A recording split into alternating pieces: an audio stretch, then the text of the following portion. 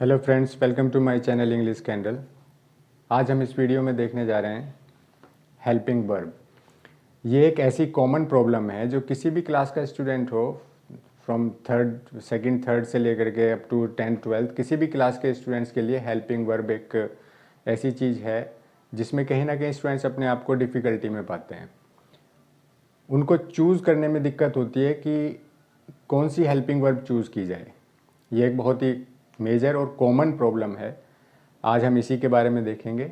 Helping verb जो choose करनी पड़ती हैं वो 13 हैं।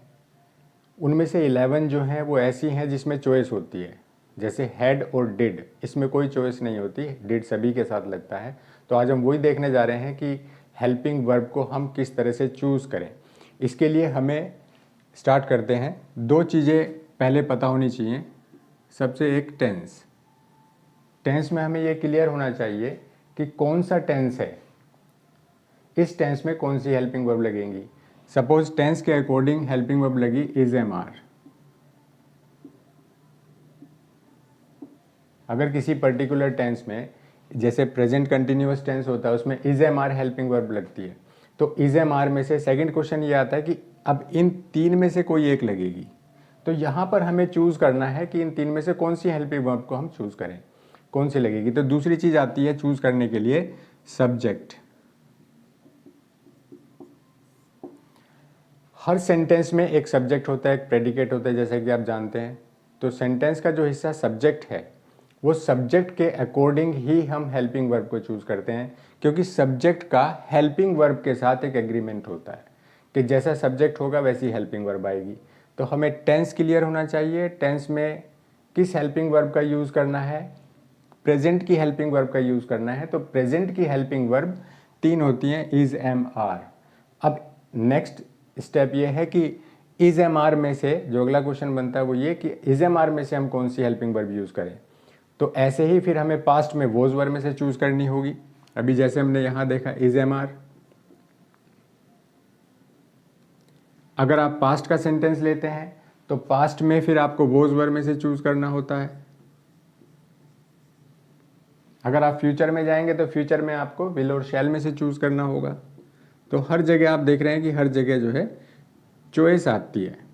उस चॉइस में आपको देखना है कि ये लें कि ये लें, पास्ट में वोज वर्ब लें, वोज लें कि वर लें, इन तीन में से लें। या फिर आप सिंपल प्रेजेंट में आप जाते हैं, सिंपल प्रेजेंट में आप वर्ब की फॉर्म यूज़ करते हैं do does, helping verb use करते हैं हम डू डज। तो वहाँ पर डू डज में से आपको चूज़ करना होता है कि डू लगाएं कि डज लगाएं। ये एक प्रॉब्लम है। हैज़ हैव परफेक्ट टेंस में होते हैं कि इस सेंटेंस में हमें ये तो क्लियर है कि हैज़ हैव के साथ, परफेक्ट टेंस में हैज़ हैव के साथ प्रेजेंट परफेक्ट में हैज़ हैव के साथ थर्ड फॉर्म यूज़ होती है, तो हैज़ हैव के साथ यूज़ होगी। लेकिन हमारा जो पर्टिकुलर सेंटेंस जो हमें गिवन है, जिसमें हमें चूज़ करना है, उसमें हम हैज़ लगाएं कि हैव लगाएं। लगेगा तो इन्हीं दो में से एक, लेकिन इन दोनों में से कौन सा लगेगा, ये चीज़ जो है कंफ्यूज करती है। तो यहाँ पे हेल्पिंग वर्ब को चूज़ करना पड़ेगा, इसमें से कौन सा लें, इसमें से कौन लें, इसमें से कौन लें, इसमें से कौन लें, इस तरह से होता है। तो इस प्रॉब्लम को ख़त्म करने के लिए 3 ये 2 ये 5 6 7 8 9 10 11 11 हो गई। ये 11 हेल्पिंग वर्ब हमें डिफ़िकल्टी में डाल देती हैं कि कौन सी हेल्पिंग वर्ब हम चूज़ करें।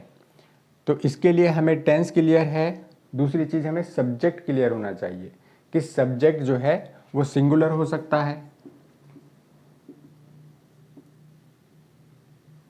या फिर सब्जेक्ट प्लूरल हो सकता है, एक वचन हो सकता है या बहुवचन हो सकता है। तो इस पे डिपेंड करता है कि अगर सब्जेक्ट सिंगुलर है तो इसमें से हम कौन सी हेल्पिंग वर्ब लें, अगर प्लूरल है तो कौन सी लें। फॉर एग्जांपल सिंगुलर के लिए हम ये यूज़ करते हैं, प्लूरल के लिए हम ये यूज़ करते हैं। लेकिन इतने से ही काम नहीं बनेगा कि हमें सिर्फ हमने ये देख लिया कि सब्जेक्ट अगर सिंगुलर है तो ये लगाइए, प्लूरल है तो ये लगाइए। इसमें एक गड़बड़ ये है, हम सेंटेंस में जो सब्जेक्ट आता है जिसकी हम बात कर रहे हैं, सपोज हम बात कर रहे हैं वी की, वी मतलब हम, ये सबको क्लियर है कि वी का मतलब हम सब, तो ये प्लूरल है। अगर हम बात करते हैं शी, मतलब वह, कोई एक महिला है, ये लड़की है, शी, ही की बात करते हैं, ये भी सिंगुलर है, ये भी सिंगुलर है, ये प्लूरल है। हम बात करते हैं दे का मतलब होता है वे, यानी मोर देन वन, जिनकी हम बात कर रहे हैं तो प्लूरल है। तो सभी का पता चलता है कि कौन सिंगुलर है कौन प्लूरल है। हमने लिखा चाइल्ड सिंगुलर है, एक वचन है बच्चा। हमने लिखा चिल्ड्रन प्लूरल है। तो ये तो क्लियर है, सिंगुलर है प्लूरल है, क्लियर हो जाता है। का प्रॉब्लम कहाँ आती है कि हम क्यों नहीं चूज कर पाते? प्रॉब्लम आती है इन दो के साथ। ये मैं अलग से मेंशन कर देता हूँ, आई और यू, इनके साथ प्रॉब्लम आती है। इनके साथ क्या प्रॉब्लम आती है? आई और यू में ये दिक्कत है कि जो आज की वीडियो में पहले हम देख रहे हैं समस्या क्या है। समस्या ये है कि हेल्पिंग वर्ब कैसे चूज करें। सेकंड थिंग ये है कि सिंगुलर प्लूरल, अगर सब्जेक्ट सिंगुलर है या प्लूरल है तो उसके अकॉर्डिंग चूज करते हैं, लेकिन उसके बाद भी समस्या आती है। उसके बाद समस्या क्या आती है? ये है समस्या पैदा करने वाले। ये जो लोग भी आप में से मेरी बात सुन रहे हैं, वीडियो को वॉच कर रहे हैं, वो इस लेक्चर में ध्यान से समझें। हेल्पिंग वर्ब में सिंगुलर प्लूरल कभी दिक्कत नहीं करता। दिक्कत करते हैं सिर्फ ये दो वर्ड, एक आई और एक यू। जब सब्जेक्ट आई होगा तब कन्फ्यूज़न होगा, जब सब्जेक्ट यू होगा तब कन्फ्यूज़न होगा, और जगह कन्फ्यूज़न नहीं होता है, क्योंकि सारे सेंटेंसेस में हम सिंगुलर सब्जेक्ट या प्लूरल सब्जेक्ट के हिसाब से हेल्पिंग वर्ब डिसाइड कर लेते हैं। जैसे कि मैंने अभी यहाँ बताया कि सिंगुलर सब्जेक्ट में इज का यूज़ होगा, प्लूरल सब्जेक्ट में आर का यूज़ होगा। लेकिन आई और यू आ जाएं तो क्या करेंगे?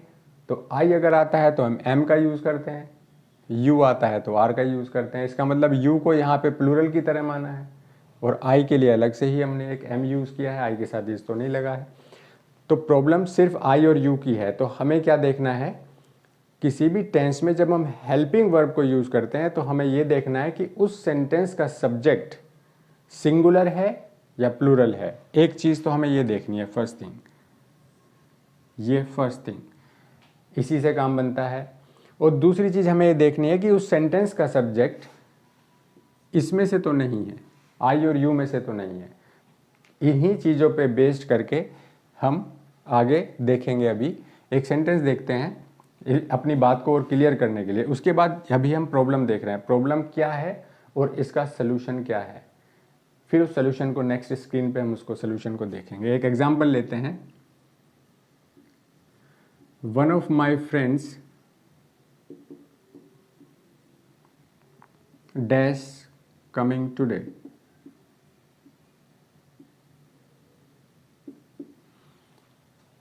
इसमें लिखा है कि मेरे दोस्तों में से, माय फ्रेंड्स में एस भी लगा है, मेरे दोस्तों में से एक की बात हो रही है।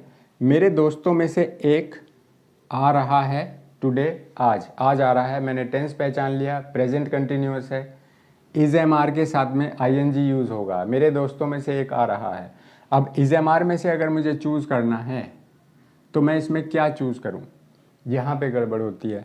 तो मुझे सेंटेंस में हम किसकी बात कर रहे हैं? हम बात कर रहे हैं मेरे दोस्तों में से एक की, यानी ये हमारे सेंटेंस का सब्जेक्ट है। अगर ये सेंटेंस का सब्जेक्ट है तो सब्जेक्ट सिंगुलर है कि प्लूरल है? तो हमने देखा कि one of my friends, friends की बात नहीं हो रही है, फ्रेंड्स में से, मेरे दोस्तों में से एक की बात हो रही है, वन की, यानी कि मेरे दोस्तों में से कोई एक वो आ रहा है, यानी सिंगुलर। तो हम सिंगुलर सब्जेक्ट की बात कर रहे हैं। अगर सब्जेक्ट सिंगुलर है तो फिर हम इसमें से ये यूज़ करते हैं। तो इसका सलूशन है इज। तो ये वाली बात प्रूव हो गई। अगर हम बात करते हैं कि एक दूसरा सेंटेंस लेते हैं, you dash flying a kite. इस सेंटेंस को देखिए, you dash flying a kite, तुम एक पतंग उड़ा रहे हो, यू आर फ्लाइंग। तो यहाँ पे हमें जो हेल्पिंग वर्ब चाहिए आर, वो हमने कैसे चूज करी? You are flying a kite. हमने देखा इस सेंटेंस में किसकी बात हो रही है? यू की, यानी सब्जेक्ट हमारा यू है।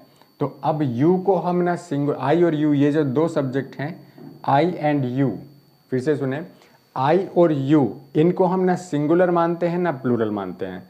ये अलग अलग टेंसेस में अलग अलग तरह से ट्रीट किए जाते हैं। हेल्पिंग वर्ब की अगर आप मेरी वीडियो यहाँ तक पहुँच गए हैं और देख रहे हैं तो ये बात बहुत इंपॉर्टेंट है, इसीलिए मैं बार बार इसको रिपीट कर रहा हूँ।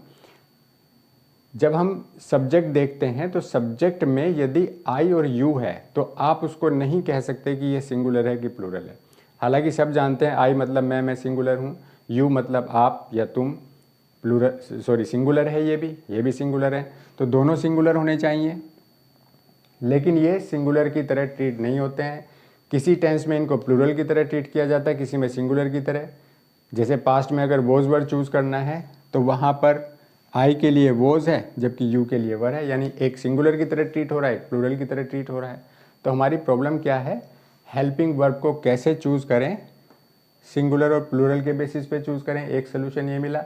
और सेकंड ये है कि अगर वो आई और यू हैं तो फिर हमें सिंगुलर प्लूरल वाला दिमाग नहीं लगाना, फिर हमें उसको एक डिफरेंट तरह से लेना है। तो वो क्या सोल्यूशन होगा, इसको नोट करना चाहें कर सकते हैं। अभी हम आगे बढ़ते हैं और फिर देखते हैं कि क्या सोल्यूशन है। हम जो 13 हमारी हेल्पिंग वर्ब हैं, बाकी मॉडल वर्ब्स हैं और भी हैं, या जैसे बीन और बीइंग वगैरह हैं, वो सब वो उसमें चूज़ नहीं करना होता। जो चूज़ करने वाली हैं वो 13 भी नहीं है, एक्चुअली 11 है, क्योंकि हैड और डिड में भी चूज़ नहीं करना होता। तो 11 हेल्पिंग वर्ब जो हैं उनको जिसमें चूज़ करना है, वो वाली हेल्पिंग वर्ब्स लिख करके हम उसका एक रूल समझ लेते हैं। उस रूल्स का आप स्क्रीनशॉट ले लीजिएगा, हमेशा के लिए प्रॉब्लम ख़त्म हो जाएगी कि क्या हेल्पिंग वर्ब चूज़ करें। बशर्ते कंडीशन ये है कि हमें सेंटेंस में सब्जेक्ट पहचानना आता हो कि इस सेंटेंस में सब्जेक्ट क्या है, सब्जेक्ट सिंगुलर है, प्लूरल है, या फिर आई है या यू है। सब्जेक्ट ये हो सकता है सिंगुलर प्लूरल, या फिर सब्जेक्ट आई और यू हो सकता है। तो आई और यू को बहुत अच्छे से समझ के चलना है, हेल्पिंग वर्ब का यही सोल्यूशन है। चलिए आगे बढ़ते हैं और देखते हैं 11 हेल्पिंग वर्ब्स के बारे में कि उनका क्या किया जाए, वो कैसे चूज़ होंगी, उसके रूल्स को नोट करते हैं, आगे चलते हैं।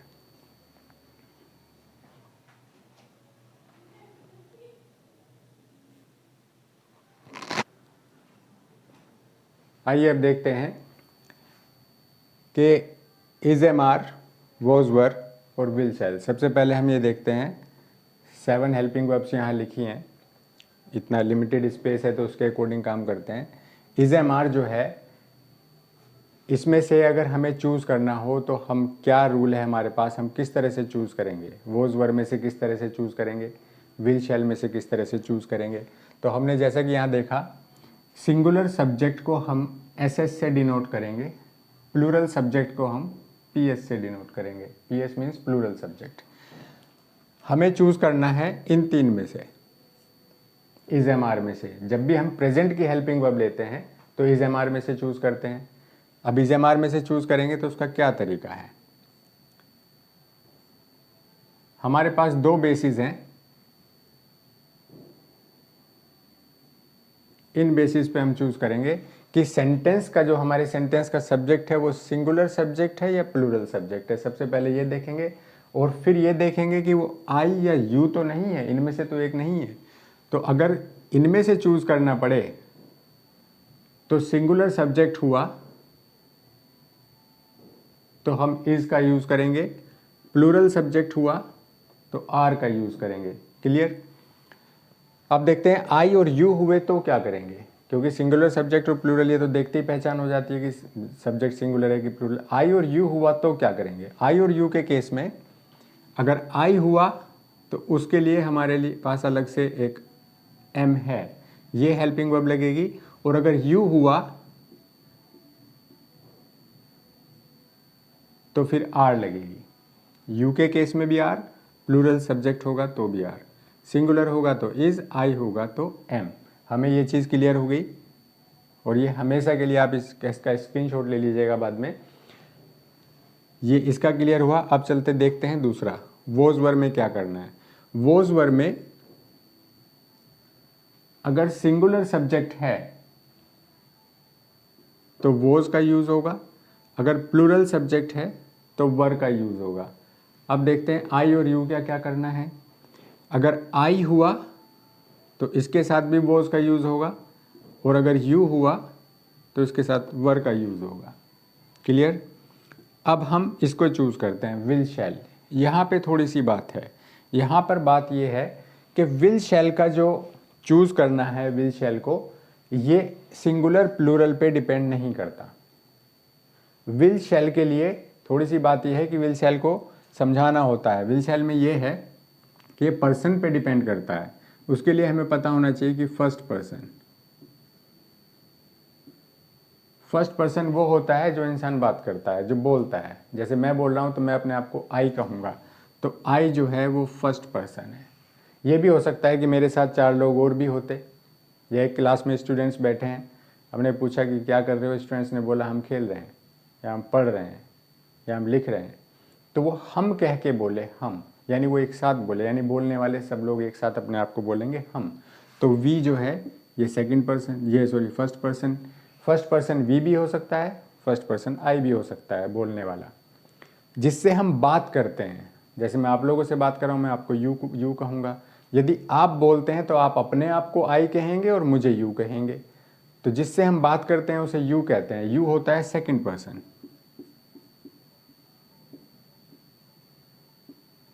तो सेकंड पर्सन हो गया आपका यू। और थर्ड पर्सन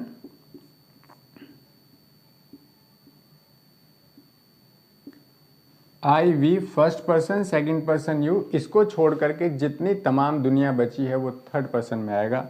जैसे आप ही लिखते हैं, शी लिखते हैं, दे लिखते हैं, किसी का नाम लिखते हैं, राम, मोहन, इट लिखते हैं, एक टेम्परेरी सब्जेक्ट ले लिया, ये सब थर्ड पर्सन है। किसी व्यक्ति का नाम लिखते हैं, वो भी सब थर्ड पर्सन में आता है। तो first person I we, second person you और थर्ड पर्सन बाकी सब। तो विल और शैल का क्या सीन है कि फर्स्ट पर्सन के साथ यानी आई और वी के साथ आप यूज़ करेंगे शेल यूज़ करेंगे। बाकी जो ये है ये सब सेकंड पर्सन और थर्ड पर्सन, इन सब के साथ में यूज़ होगा विल का, जो कि हमने यहाँ समझाया। तो ये पर्सन्स का सीन हुआ कि पर्सन्स क्या होते हैं और विल शैल में हम कैसे चूज़ करेंगे। फर्स्ट पर्सन आई वी के साथ ये, और सेकंड और थर्ड पर्सन बाकी सब के साथ में जो है हम विल का यूज़ करेंगे on the basis of singular subject, plural subject, I and you. तो हमने यहाँ भी देखा कि आई और यू का क्या करेंगे, यहाँ भी देखा आई यू का क्या करेंगे। सिंगुलर सब्जेक्ट, प्लूरल सब्जेक्ट, आई है तो ये, यू तो ये सब क्लियर हुआ। चलिए नोट करते हैं, आगे बढ़ते हैं। जो बाकी हेल्पिंग वर्ब बच्चे हैं उनके भी रूल्स लिखते हैं, उसके बाद एग्जाम्पल्स देखते हैं कि इन रूल्स के बेसिस पे हम एग्जाम्पल्स में हेल्पिंग वर्ब को फिट कर पा रहे हैं कि नहीं। नोट करते हैं फिर आगे बढ़ते हैं।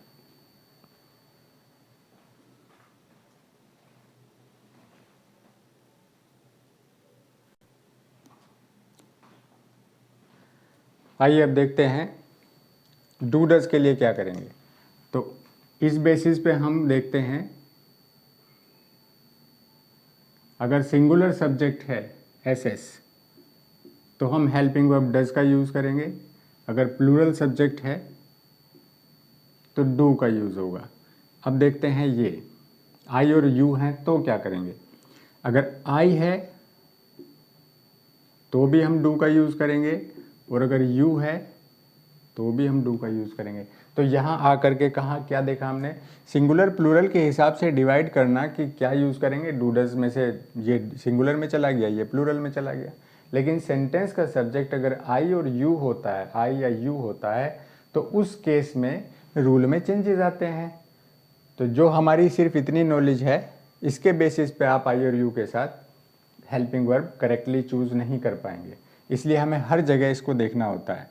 तो इस केस में जहाँ आप डू और डज में से चूज़ करते हैं, इस केस में हम आई, यू और जितने भी प्लूरल सब्जेक्ट हैं उन सब के साथ डू, और जितने भी सिंगुलर सब्जेक्ट हैं उनके साथ हम डज यूज़ करते हैं। चलिए अब देखते हैं हैज़ हैव। हैज़ हैव में क्या करते हैं, सिंगुलर सब्जेक्ट होगा तो हम हैज़ का यूज़ करेंगे, प्लूरल सब्जेक्ट होगा तो हैव का यूज़ करेंगे। अब देखते हैं आई और यू में से, देखते हैं आई और यू में से अगर आई हुआ, हमारे सेंटेंस का सब्जेक्ट अगर आई है तो भी हम हैव का यूज़ करेंगे, अगर यू है तो भी हम हैव का यूज़ करेंगे। तो यहाँ पर आई और यू प्लूरल वाले सब्जेक्ट की तरह ट्रीट हो रहा है और हैव का यूज़ हो रहा है। और डू डज में जब हम चूज़ करते हैं तो आई और यू प्लूरल का सब्जेक्ट की तरह ही यूज़ हो रहा है, प्लूरल की तरह, और डू का प्रयोग हो रहा है। अब बचते हैं हैड और डिड। इसमें कोई चॉइस नहीं है, इसमें कोई चॉइस नहीं है, क्योंकि पास्ट परफेक्ट में हैड का यूज़ होता है या सिंपल पास्ट में हैज़ हैव की सेकंड फॉर्म की तरह पे हम हैड का यूज़ करते हैं। यहाँ पर कोई चॉइस नहीं है, आपका सब्जेक्ट सिंगुलर हो, प्लूरल हो, यू हो, आई हो या कुछ भी हो तो आप हैड लगा सकते हैं। तो यहाँ पे हम इसका कहेंगे कि इसका जो यूज़ है वो ऑल सब्जेक्ट्स में है, सबके साथ आप हैड का यूज़ कर सकते हैं। इसी तरह से यहाँ पर भी कोई चॉइस नहीं है, चॉइस डू डज में होती है, डिड में नहीं। चॉइस हैज़ हैव में होती है, हैड में नहीं। तो ये भी सभी सब्जेक्ट के साथ हम इसका यूज़ कर सकते हैं।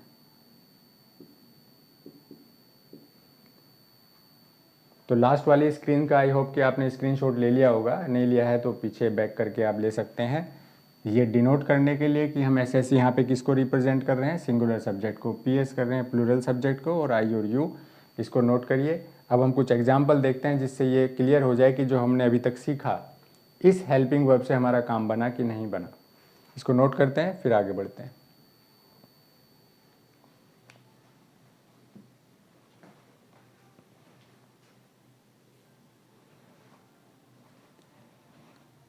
आइए अब कुछ एग्जांपल्स देखते हैं हेल्पिंग वर्ब में। एग्जांपल्स देखते हैं कि जो हमने अभी स्टडी किया है कि हेल्पिंग वर्ब को चूज़ करने का ये सलूशन है कि एक तो हम सिंगुलर सब्जेक्ट, प्लूरल सब्जेक्ट, आई और यू, इन बेसिस पर हम हेल्पिंग वर्ब चूज़ करते हैं। वही चीज़ यहाँ पर करके देखते हैं। हमने 10 एग्जांपल्स लिखे हैं।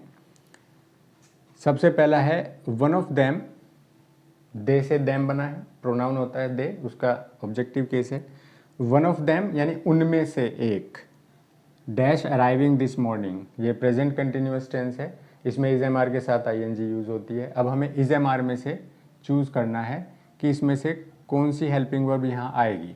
हम यहाँ बात कर रहे हैं उनमें से एक की, उनमें से एक की, तो सिंगुलर सब्जेक्ट है, इसी से हमारी काम बन जाता है। और जैसे कि अभी आपने स्क्रीनशॉट लिया होगा, सिंगुलर सब्जेक्ट अगर ये वर्ब है हेल्पिंग वर्ब, तो सिंगुलर सब्जेक्ट में हम इज़ का यूज़ करते हैं, तो यहाँ पर इज़ आएगा। Next sentence, you dash not go to school, यहाँ पे शैल या विल में से एक चूज़ करना है। शैल विल में हमने अभी देखा था कि शैल विल का जो है फर्स्ट पर्सन पे डिपेंड करता है। तो अगर हमारे सेंटेंस का सब्जेक्ट फर्स्ट पर्सन है या सेकंड पर्सन है या थर्ड है, उसके हिसाब से देखेंगे। यहाँ हम बात कर रहे हैं कि तुम स्कूल नहीं जाओगे, क्योंकि फ्यूचर है, फ्यूचर को डिनोट करता है। You dash not go to school, तुम स्कूल नहीं जाओगे। फ्यूचर का सेंटेंस है, हम बात कर रहे हैं यू की, ये हमारे सेंटेंस का सब्जेक्ट है, तो यहाँ पर यू है और यू होता है सेकंड पर्सन। सेकंड पर्सन के साथ हम यूज़ करते हैं विल। नेक्स्ट देखिए, सम ऑफ माई फ्रेंड्स, मेरे फ्रेंड्स यानी प्लूरल है, इसमें से कुछ, मेरे दोस्तों में से कुछ, मेरे दोस्तों में से एक नहीं, अगर एक होता तो फिर वन ही लिखते। मेरे दोस्तों में, इसका मतलब एक से ज़्यादा है, 2 4 6 हो सकता है, 10 20 दोस्तों उसमें से 4 हों, या 4 दोस्तों उसमें से 2 हों, लेकिन मोर देन वन है, क्योंकि यहाँ सम लिखा है, सम का मतलब कुछ। तो मेरे दोस्तों में से कुछ यानी कुछ मेरे दोस्त, वोज वर्ब में से चूज करना है, यानी थे वहाँ पर थे। सम ऑफ माई फ्रेंड्स, अब क्योंकि ये प्लूरल हो गया है तो प्लूरल के लिए हम क्या यूज़ करते हैं, वोज वर्ब में से वर का यूज़ करते हैं, तो यहाँ पे लगेगा were. Some of my friends were there, मेरे दोस्तों में से कुछ वहाँ थे। नेक्स्ट सेंटेंस देखिए, फोर्थ वन ऑफ देम, उनमें से एक, डैश फ्लाइंग अ काइट, उनमें से एक पतंग उड़ा रहा है। यहाँ ये पास्ट में से चूज करना है, पतंग उड़ा रहा था, तो यहाँ सब्जेक्ट क्या है, वन ऑफ देम, उनमें से एक, यानी एक की बात हो रही है उनमें से, तो सिंगुलर सब्जेक्ट हुआ, सिंगुलर सब्जेक्ट के साथ हम वोज का यूज़ करते हैं। नेक्स्ट सेंटेंस है, वी डैश नॉट सेलिब्रेट, और हेल्पिंग वर्ब हमें चूज करनी है विल और शैल में से। फ्यूचर का सेंटेंस है इसलिए हमें विल शैल दिया गया है, तो विल शैल में से हमें एक लगाना है। तो यहाँ हम बात करें वी यानी हम, और हम होते हैं प्लूरल, तो प्लूरल और सिंगुलर के बेसिस पे डिसाइड होता नहीं है। ये किस बेसिस पे डिसाइड होता है, फर्स्ट पर्सन। फर्स्ट पर्सन आई और वी होंगे तो शैल का यूज़ होगा, तो विल वी के साथ यहाँ पर हम शैल का यूज़ करेंगे। नेक्स्ट सेंटेंस में है, Priya dash not like coffee, Priya coffee पसंद, और क्योंकि यहाँ डू डज है तो ये सिंपल प्रेजेंट टेंस है, तो हमें टेंस क्लियर है, उसके बाद डू डज लगाना है, ये क्लियर है, इनमें से एक लगाना है, और यहाँ पर प्रिया जो है वो सेंटेंस का सब्जेक्ट है, क्योंकि प्रिया सिंगुलर है, और जब डू डज में से चूज़ करते हैं तो सिंगुलर के लिए डज आता है, तो यहाँ पर डज आएगा। Priya does not like coffee, Priya does not like coffee, Priya coffee पसंद नहीं करती। नेक्स्ट सेंटेंस है डैश, अब क्योंकि इसमें डैश स्टार्टिंग में है, dash you completed your work, तो इसका मतलब ये क्वेश्चन है। और यहाँ पे हैज़ है में से चूज़ करना है, थर्ड फॉर्म यहाँ लगी है, ये प्रेजेंट परफेक्ट सेंटेंस है, इसमें हैज़ हैव का थर्ड फॉर्म के साथ यूज़ होता है। अब हमें सब्जेक्ट देखना है, क्या हम किसकी बात कर रहे हैं, यहाँ पर यू की बात कर रहे हैं कि क्या तुमने अपना काम पूरा कर लिया है, यू की बात हो रही है। जब हम हैज़ हैव चूज़ करते हैं ये सिंगुलर ये प्लूरल, लेकिन यू होगा तो उसके साथ आई, लास्ट स्क्रीन में हमने अभी देखा था, तो हैव का यूज़ होगा,